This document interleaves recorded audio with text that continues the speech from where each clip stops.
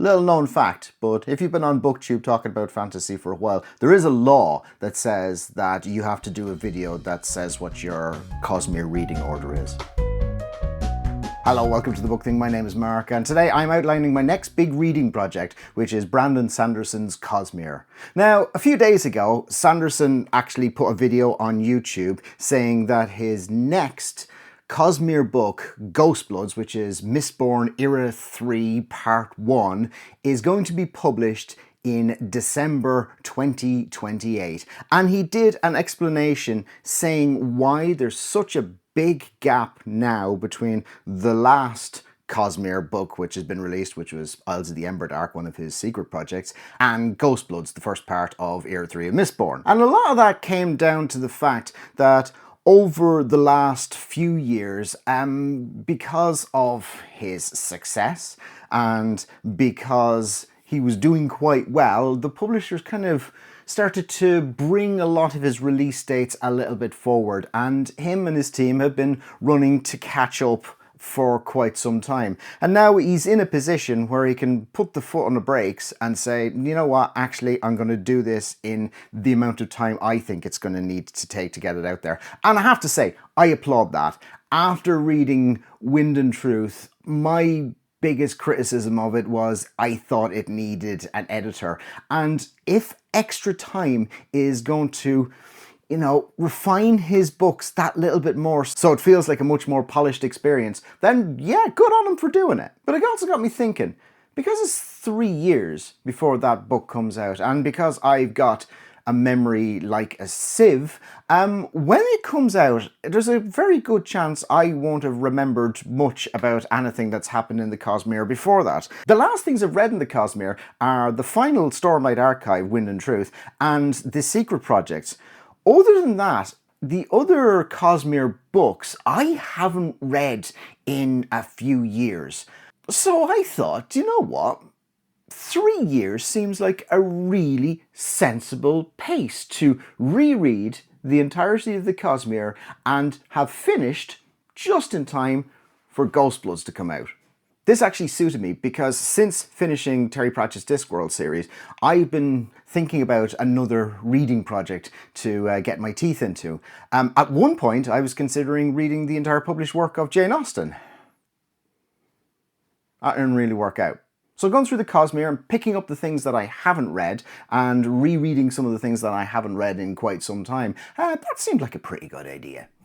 By the way, I keep saying Cosmere as if it's a universally known thing, and it possibly isn't, so I should probably explain before I go a little bit further. So the Cosmere is this shared universe of Brandon Sanderson's fantasy stories. About 10,000 years ago in this Cosmere, there was a god called Adonalcium, and a group of people got together, destroyed this god, and various component parts got broken up into what are called the shards. The people who killed the god each got one of those shards, which was an aspect of that god's power. And that aspect is all sorts of abstract concepts like ambition and honor and preservation and ruin and cultivation. So that shard basically shapes that person, that new deity, and motivates them to basically act along the lines of the aspect that it represents. So like the person who inherited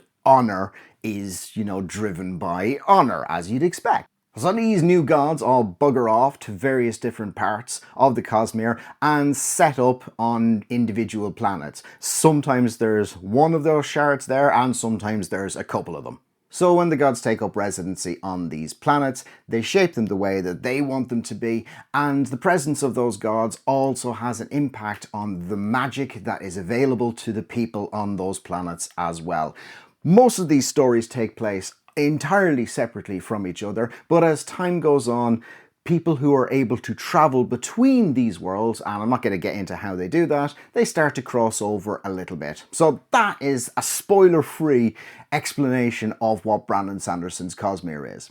So in this Cosmere, he has some series of books, so these big epic stories that take place across a number of really, really big books. And he also has some standalones. Some of them take place on the same world, and some of them take place in entirely different worlds. And the fun part is that nobody recommends reading it in publication order, including Brandon Sanderson himself. So just to give you an indication of what's in there, there are two major series. There is the Mistborn series and the Stormlight Archive series. The Mistborn series has 7 books but is broken up into 2 eras. There's the original trilogy of Mistborn Era 1, and then set hundreds of years later are the 4 books of Mistborn Era 2.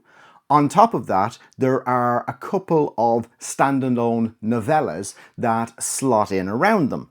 And the same goes for the other major series, the Stormlight Archive. There are 5 main Stormlight Archive books, and then there are 2 novellas that go in with that.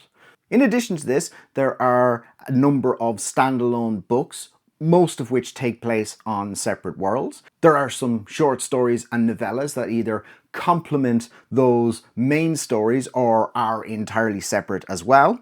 And there's a graphic novel series as well, which I may or may not be reading. Now, because he's done all of those series over a number of different years, a lot of them are interspersed between each other. So, 2 of the Mistborn books might have come out between 2 of the Stormlight Archive books, and then a standalone, and then one from another series. It gets very, very complicated. So what I've done is I've tried to keep the main series together and slotted in some bits and pieces to break it up, but without crossing over onto an entirely different series while I'm reading it. So I did a lot of research online. I looked at all the various different suggestions of how you should read it, including Sanderson's own one. And I came up with a reading order that is not by any stretch of the imagination definitive, but I think it'll do me. So spoiler free, this is the reading order that I'm going to choose to get through all of the Cosmere books between now and December 2028. First up, I'm going to start with the original Mistborn trilogy, which begins with The Final Empire, a story that is set in a world of this evil, oppressive empire, and from the perspective of a young girl who realizes that she has got abilities and then inadvertently gets caught up, first of all, in what seems to be a heist, and then turns into a revolution to reform the entirety of the world and the social structure in it. Then, rather than going into the second of the trilogy, I am going to pick up a novella which is a prequel to The Final Empire called The 11th Metal. Hello, I'm Future Mark. I have to come in occasionally for 2 reasons. Reason number 1 is that past Mark here is the sort of person who can't read anything out on camera without YouTube flagging up that this might be an AI. Combined with the sort of person who has to say his name at the start of each and every video in case he forgets it himself. The second reason I have to come onto camera every so often is because I don't think that bit of hair at the back of my head that sticks up gets enough screen time. Anyway, the reason that I'm here now is past Mark forgot to mention that virtually all of the short stories and novellas that I talk about in the Cosmere are all found in one book, Arcanum Unbounded. So you don't have to go traipsing around trying to find all of these in different places if you fancy reading along for yourself. Then I'll finish off the series with The Well of Ascension and The Hero of Ages, which rounds out that first era of Mistborn, ties up most of the story threads, and is a chance then to say goodbye to most of the characters that we've met while leaving things open to see some of them again in the future. Then I'm going to go into the standalone Elantris, a story about this once wonderful city that was populated by these godlike beings, but has since fallen to ruin, and the godlike beings themselves have become these sickly, diseased creatures. What was a center of knowledge and magic has now become a camp for the diseased to keep them away from society. After Elantris is a short story called The Hope of Elantris, which, if memory serves, is kind of a retelling of the end of Elantris from a different perspective. And then staying on the world where Elantris is set, but in a different part, we've got the novella The Emperor's Soul, which is this really, really interesting story about a type of magic that hinges on forgery and actually imprinting objects and people with something that rewrites their past. This is about a young forger who is basically been co-opted into a cover-up of the death of the emperor, and she has to create a magical forgery which helps perpetuate the story that the emperor is still alive, and if she can't do it in a certain period of time, then next up is the only maybe on the list, and that is the graphic novel White Sand. It's in 3 parts. I haven't read this, and trying to get hold of physical copies of this, I think it's out of print because it seems to be very, very expensive. I may well see if I can pick it up digitally, but from what I understand, it's not essential reading, and I really don't want to have to pay over 100 quid just to read a story which is not essential reading. I'll see what I can do about picking up a digital copy of it.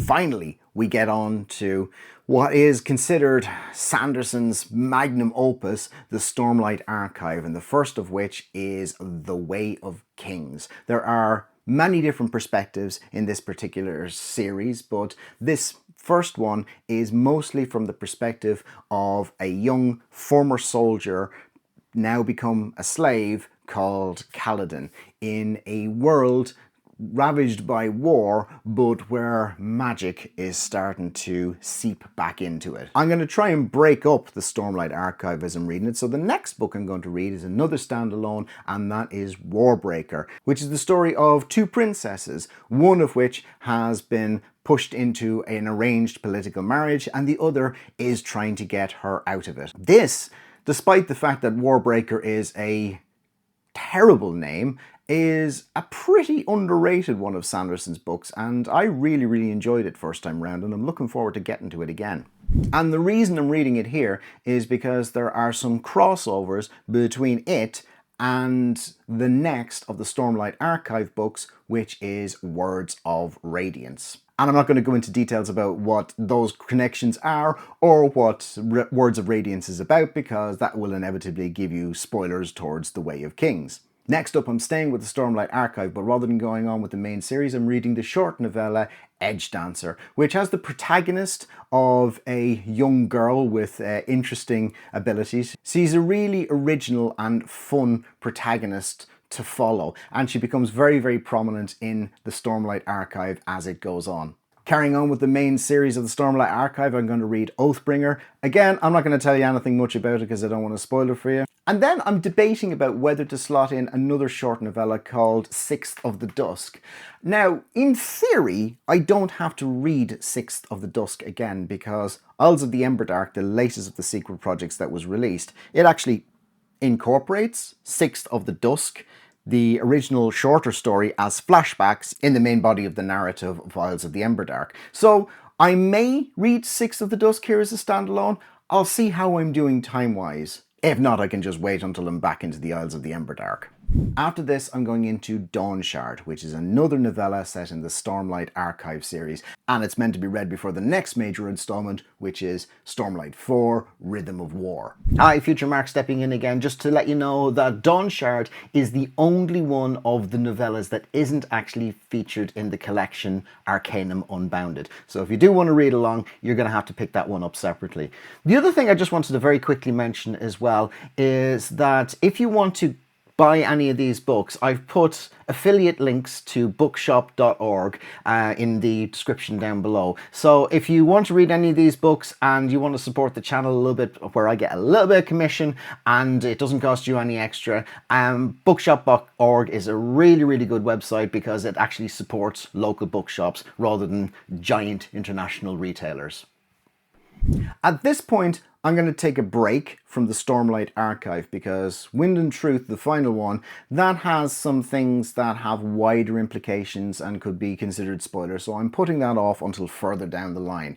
And I'm going to read another one of the standalones, and for that one I'm going to go with Tress of the Emerald Sea. This is a really, really nice story and has shades of The Princess Bride. So the idea of the young couple, one of them going off to sea and becoming a pirate in order to try and win back the one that they love. You kind of get a bit of a retelling of that story in Tress of the Emerald Sea, and it's kind of lovely. Then I'm going to start on Mistborn Era 2. Now, I'm not the hugest fan of Mistborn Era 2. I like the stories. I don't like all of the characters, specifically the more comedic characters, because I don't think Brandon Sanderson does comedy very, very well. So as I go through these, I feel like I'm going to need some downtime in between each of these books. The Alloy of Law, which is the first book in Mistborn Era 2, which is set in the same world as Mistborn Era 1, but has moved on from being sort of medieval into more of a, I don't know, Wild West Victorian type society. So it's kind of got a bit of a steampunky vibe to it. This is also known as the Wax and Wayne series, and the main characters of Wax and Wayne are magic users, but they are also lawmen as well. So there is this kind of Wild West buddy cop thing going on with it as well. Again, I'm going to take a break and read one of the secret projects, and that one I'm going to choose to be Yumi and the Nightmare Painter. This is a really interesting one with two young people who may or may not be from entirely different worlds who find themselves in a body swap situation. I quite like this one, and because of some of the characters who are able to move between worlds, I think it sits quite nicely in at this point. Then I'm moving on to the second part of the Wax and Wayne series, which is Shadows of Self. And then there is a short novella that is adjacent to that series called Allomancer Jack, and what the f*** is it called? And then I'm moving on to another short novella that is adjacent to the Wax and Wayne series called Allomancer Jack and the Pit of Altania, I think I've said that right. And that is kind of a pulpy story that has been written in the world of Wax and Wayne. I forgot to mention the short story Shadows of Silence in the Forest of Hell, another completely standalone one. This is where I'm going to slot that one in. Then I'm moving on to the third part, which is the Bands of Mourning, which has quite a big reveal for the whole overarching Mistborn series. And to get the full perspective on this, I have to go back to the time of the original Mistborn trilogy and read the novella Mistborn: A Secret History, which gives us another perspective on a lot of the events that happened in the original Mistborn trilogy. We round out the Wax and Wayne series with The Lost Metal, the final book in Mistborn Era 2, and we're now at a point when the crossover between these different worlds is starting to ramp up a little bit. And this is where I've got a choice, whether I read Wind and Truth or The Sunlit Man. Now, Brandon Sanderson himself has said that The Sunlit Man was meant to be read before Wind and Truth, but the events of The Sunlit Man take place after Wind and Truth. So, I don't know. I think I might go what Brandon has to say himself and go with The Sunlit Man followed up by Wind and Truth, the final part of the Stormlight Archive. And the last thing will be my reread of Isles of the Emberdark, which is the latest Sanderson book I've read, and hopefully that should take me up to around about December 2028, just in time to read the first book in Mistborn Era 3, The Ghostbloods. So there we are. And the first book that I'm going to be reading in the near future is The Final Empire, or as it's sometimes just known as Mistborn. So this is my daughter's copy, which is why there's all these annotations and things in it. I might have to get my own copy. So is anyone else planning on rereading the entirety of the Cosmere before Ghostbloods comes out? If you do, please comment down below, and maybe you can join along and we can read them all together. As I go through them, I'm going to do a review video for each one, just like I did with my Discworld videos. But unlike my Discworld videos, I won't be doing one of them a week and reading 3 or 4 of them a month, because he writes some chunky books. And this isn't even close to being one of the biggest ones. So if you're new to the Cosmere and looking for an order to read them in, I hope that was useful. If you have read the Cosmere and you think I've done it wrong, then feel free to tell me why I've done it wrong in the comments. I am not above being persuaded. And even though this is quite the intimidating reading project, it's not even close to being as intimidating as my other reading project is, which I'm going to do a video on very soon. So stay tuned for that one. In the meantime, thanks a million for watching this. Really appreciate you taking the time to do that, and take care.